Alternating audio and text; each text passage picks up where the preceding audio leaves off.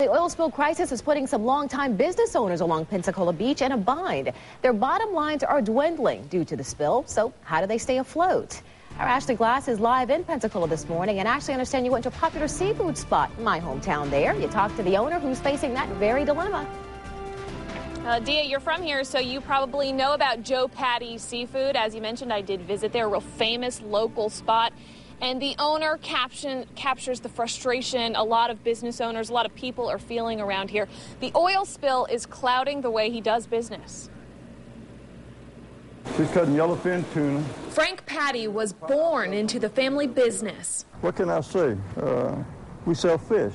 Joe Patty Seafood is named after his late father. He's the boss. Still the boss.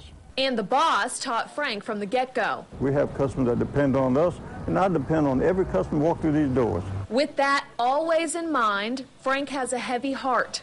People trust Joe Patty's fish since 1930, and I'm not here to mess that trust up. Frank feels he has to raise his prices, something he hasn't done in years.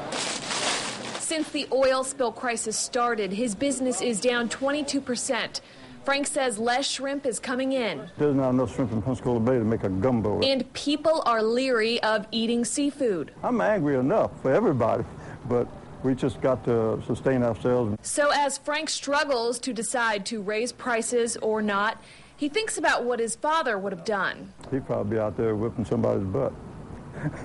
And hopes no matter what, his regulars will keep coming. We're going to overcome it. I don't care if it's BP or JP or whoever it is.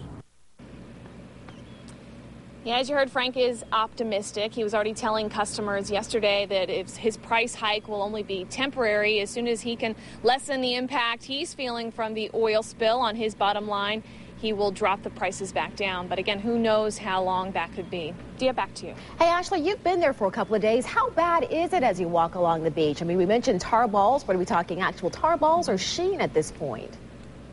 Yeah, well, both. I can tell you by way of how the shore actually looks back here, where we saw tar balls, some the size of golf balls washing up, about 4 days ago. It's so much better looking now. I mean, the tar is still coming ashore, but it's just specks of it, and it is widely scattered along the beach. And if you weren't looking for it, you could really just miss it, walk right through it. As far as the sheen goes, the latest estimates are that the sheen is 5 miles out from Pensacola Beach today. It could come ashore as early as tomorrow, but emergency managers tell me they're looking at the forecast right now. They're saying the way that the winds are being predicted right now and the way the weather is looking, it could hold the oil off, at least some of it temporarily. That's a situation they're going to be monitoring today. Dia, back to you. All right, thanks.